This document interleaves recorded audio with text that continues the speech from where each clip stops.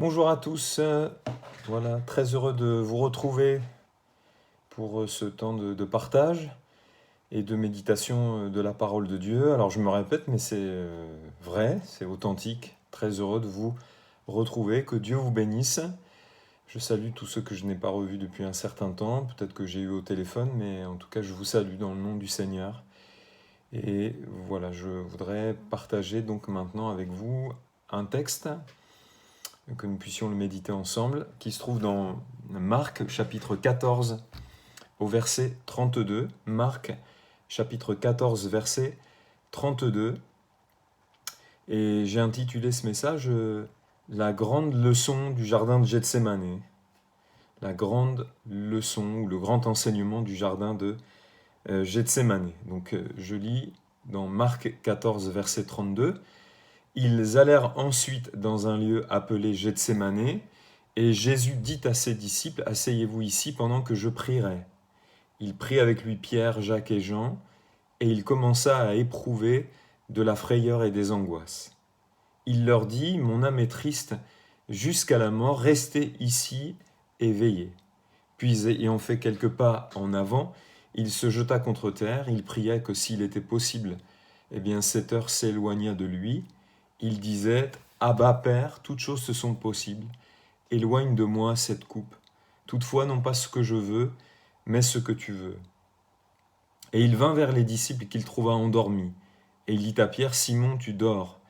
Tu n'as pas pu veiller 1 heure. Veillez et priez, afin que vous ne tombiez pas en tentation. L'esprit est bien disposé, mais la chair est faible. » Il s'éloigna de nouveau et fit la même prière. Il revint et les trouva encore endormis, car leurs yeux étaient appesantis. Ils ne surent que lui répondre. Il revint pour la 3e fois et leur dit, « Dormez maintenant et reposez-vous, c'est assez. L'heure est venue, voici le Fils de l'homme est livré aux mains des pécheurs. Levez-vous, allons, voici celui qui me livre s'approche. » Amen. La semaine dernière, nous avions médité ensemble, et donc ce que je partage avec vous, je le partage en introduction de la réunion de prière donc de ce soir, où je vous rappelle, nous avons repris nos réunions de prière le vendredi soir, mais à 18h30. Nous nous retrouvons dans un périmètre qui permet qu'on soit donc éloignés les uns des autres. Nous avions donc médité ensemble au sujet des luttes spirituelles dans la vie du croyant. Et nous voyons ici, dans la lecture que nous venons de faire, la lutte aussi que Jésus a dû mener dans ce jardin de Gethsémané, dont le nom, je vous le rappelle, signifie pressoir à huile. Et je crois que le nom même de ce jardin est significatif quant aux pressions ou à la pression qui s'est exercée sur le Seigneur à ce moment-là. Dans l'évangile de Luc, au chapitre 22, verset 44, qui relate ce même récit par Luc du jardin de Gethsémané, il est écrit, étant en agonie, il priait plus instamment et sa sueur devint comme des grumeaux de sang qui tombaient à terre. Donc c'est dans ce jardin de Gethsémané, c'est là que quelque part tout se décide. C'est là où Jésus décide, non sans lutte intérieure, frayeur, angoisse, de boire la coupe qu'il doit boire. Et on le voit prier avec authenticité, vérité. S'il est possible que cette coupe s'éloigne de moi, d'ailleurs, l'évangile même de Marc dit « Éloigne de moi cette coupe. Toutefois, non pas ce que je veux, mais ce que tu veux. » Et vous voyez, prier, c'est aussi ça, quelquefois, dans la vie. C'est pouvoir dire j'aimerais que cette coupe s'éloigne de moi, j'aimerais que telle ou telle chose s'éloigne de moi, j'aimerais éviter telle ou telle chose, ou j'aimerais telle ou telle chose. Mais toutefois, ou par-dessus tout, ce que je désire, c'est de faire ta volonté, c'est que ta volonté soit faite. Donc c'est là, dans ce jardin de Gethsémané, tout en étant des souffrances, des souffrances qui l'attendent, qu'il décide d'obéir par soumission à la volonté du Père, manifestant aussi sa foi, sa confiance dans le plan du Père, puisque Hébreux 12, 2 dit ceci, que il avait les yeux fixés sur autre chose que les souffrances. Je cite le texte. Il avait, en vue de la joie qui lui était réservée, il a souffert la croix, méprisé l'ignominie, et s'est assis à la droite du trône de Dieu. Il a su voir par la foi, parce que la foi nous donne de voir, plus loin que les souffrances qu'il attendait, tout en étant conscient de celles-ci. Il savait que tout ne s'arrêterait pas avec la croix, mais que en vue de cette croix, ou par-dessus cette croix, il y avait une joie qui lui était réservée. Gloire à Dieu. Les enjeux de ce qui se passe dans ce jardin de Gethsémani sont l'accomplissement donc de la volonté du Père, la victoire également sur les angoisses et les peurs qui l'envahissent et qui pourraient le conduire et le détourner de cette volonté du Père, l'accomplissement aussi du plan rédempteur de Dieu, le salut offert à tous. Et la chose principale sur laquelle je voudrais m'arrêter se trouve ailleurs. Jésus, dans ce jardin, va, semble-t-il, solliciter 3 des 12 qui l'accompagnaient et qu'il avait choisi pour être avec lui. Pierre, Jacques et Jean. Et comme je le dis souvent, il y avait la foule qui le suivait, les 70 qui étaient plus proches, les 12 qui étaient encore plus proches, et Pierre, Jacques et Jean que l'on retrouve à 3 occasions particulières, la résurrection de la fille de Jairus, la transfiguration et le jardin de Gethsémani. Et je me suis toujours posé la question, pourquoi eux et pas les autres ? Pourquoi eux et pas les autres ? Et je crois vraiment qu'il y a une réponse, ou en tout cas des réponses possibles à cela.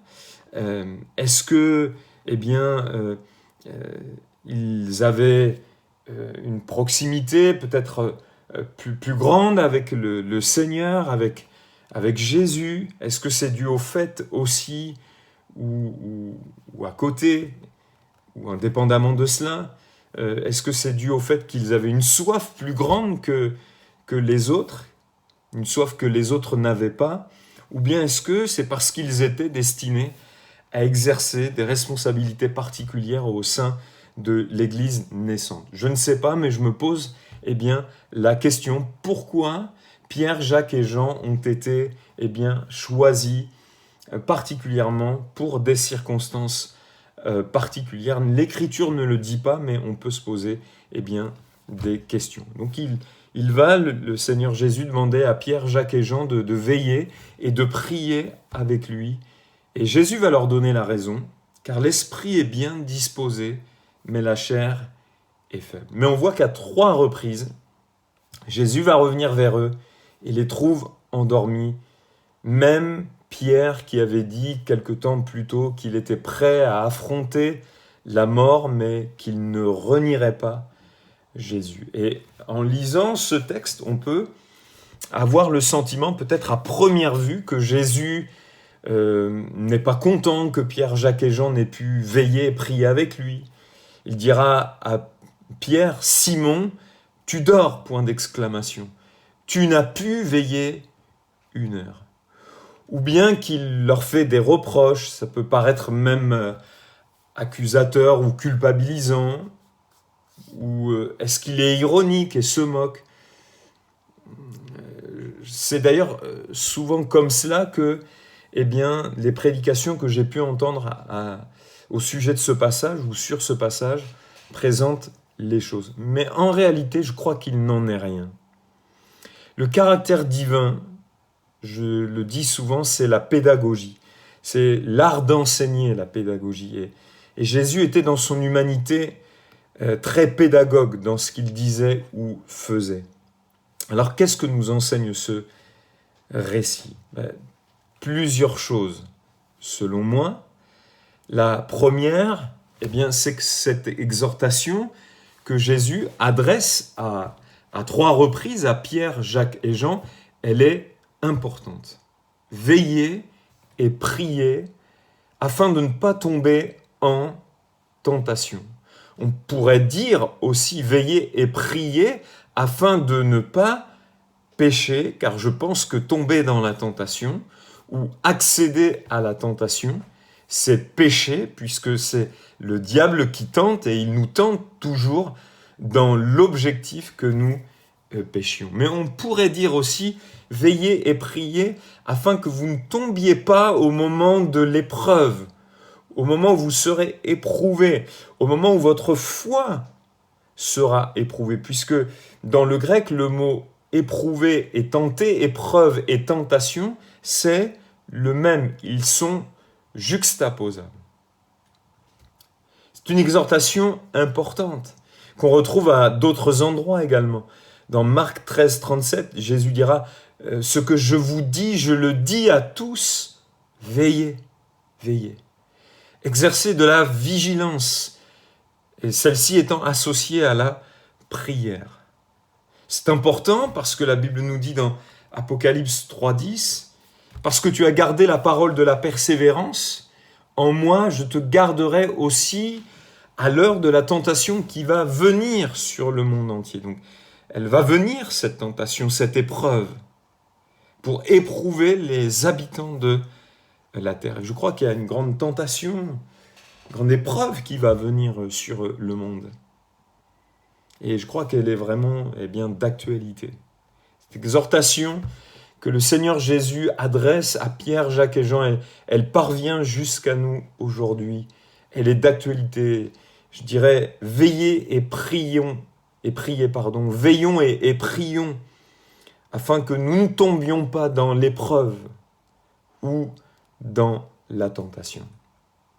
La deuxième chose, et le deuxième enseignement, c'est que nous sommes comme Pierre, Jacques et Jean, souvent pleins de bonnes dispositions, des dispositions intérieures.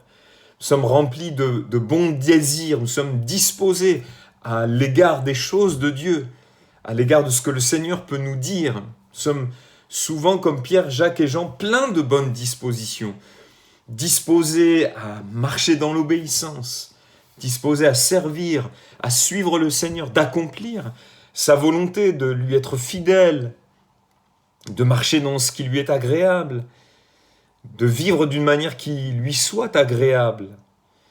Nous sommes remplis de bonnes dispositions, disposés à nous aimer, disposés à souffrir même, disposés à prier, à témoigner, disposés à donner.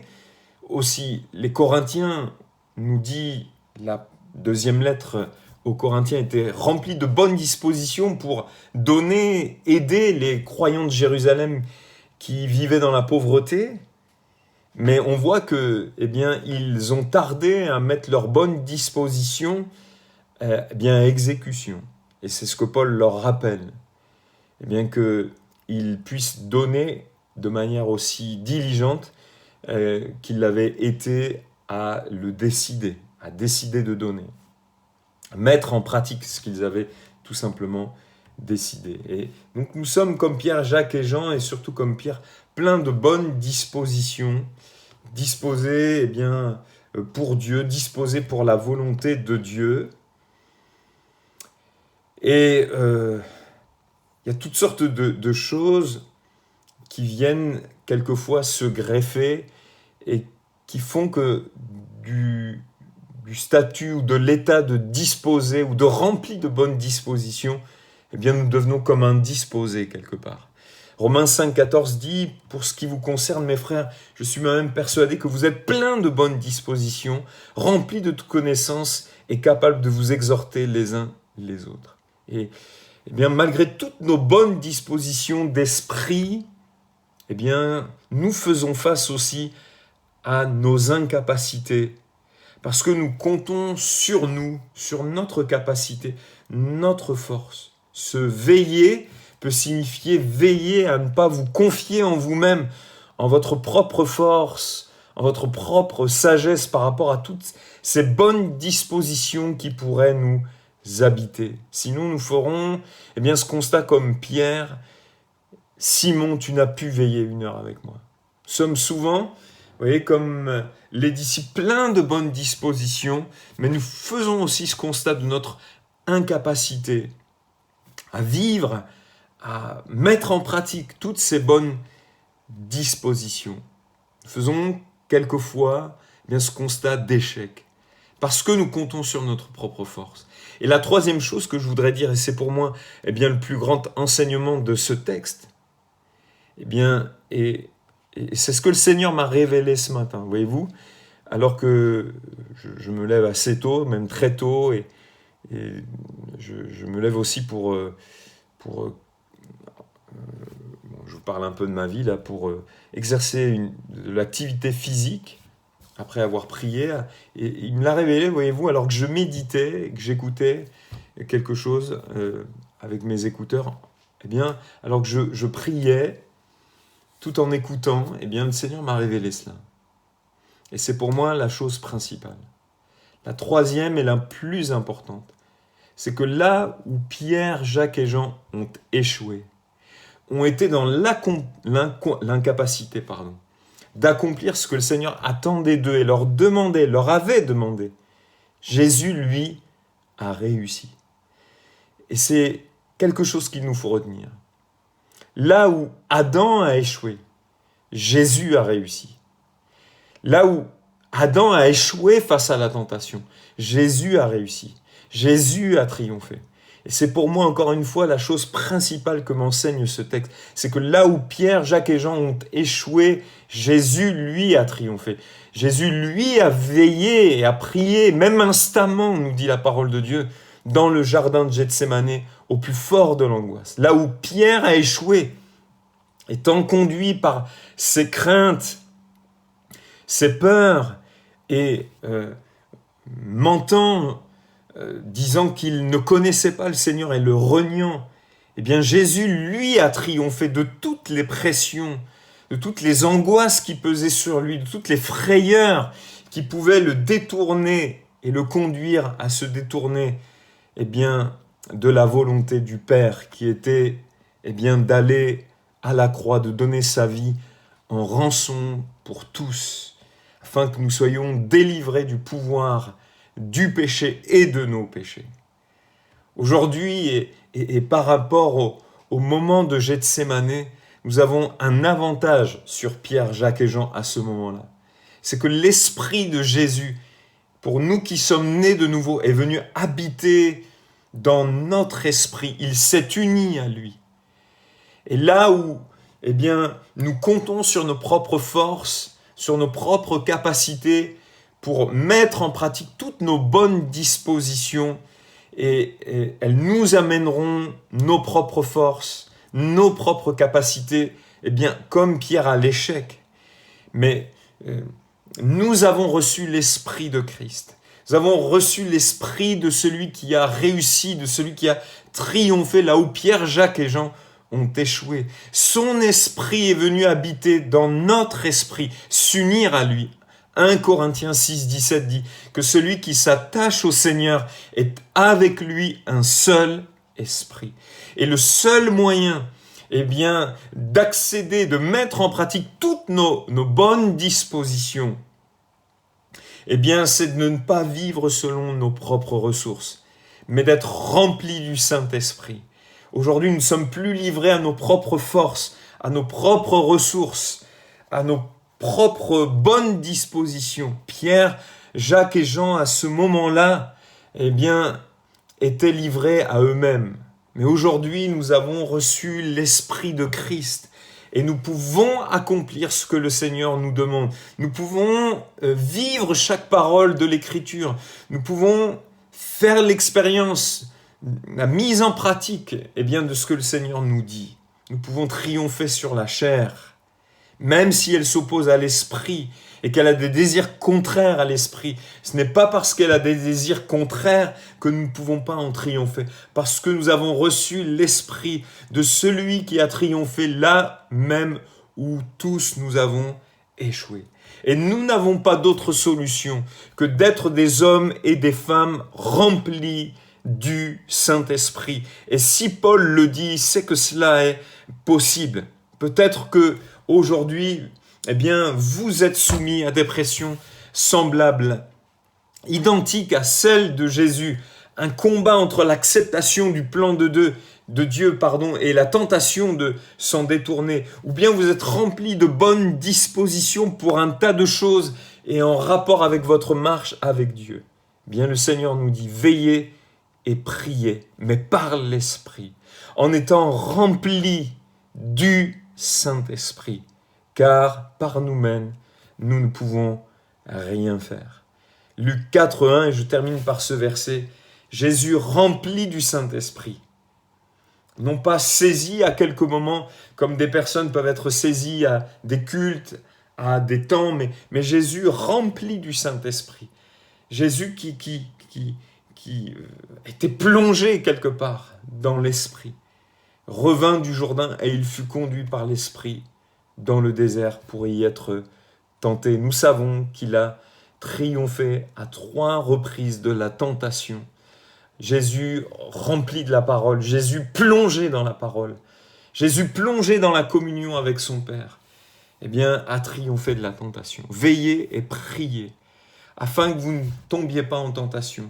Par nous-mêmes, cela est impossible, mais par l'Esprit de celui qui a triomphé là même où nous échouons, eh bien, nous sommes rendus capables de veiller et de prier, afin de ne pas tomber en tentation. Que le Seigneur vous bénisse. À Dieu soit toute la gloire, en espérant que cette courte méditation, eh bien, vous aura fait du bien. Là où nous échouons, Jésus lui a réussi. Et nous avons reçu l'esprit de celui qui a réussi. Et nous sommes rendus capables de triompher, de réussir. Là où par nos propres forces, eh bien, nous ne pouvons pas. Veillez et priez, afin que vous ne tombiez pas en tentation. L'esprit est bien disposé, mais la chair est faible. Mais dans cet esprit bien disposé, eh bien, est venu habiter l'esprit de Jésus-Christ, qui nous rend capables de réussir et de triompher, là même où nous échouons, livrés à nos propres forces et à nos propres capacités. Que Dieu vous bénisse. Père, merci. Merci pour cette grâce extraordinaire que l'esprit de Jésus est venu habiter dans notre esprit. Il s'est uni à lui pour nous qui nous sommes attachés au Seigneur. Celui qui s'attache au Seigneur devient un seul et même esprit avec lui. Tu es en nous et nous en toi, et nous sommes rendus capables. À toi la gloire, la louange, la reconnaissance de nos cœurs pour cette grâce qui nous a été faite. Amen.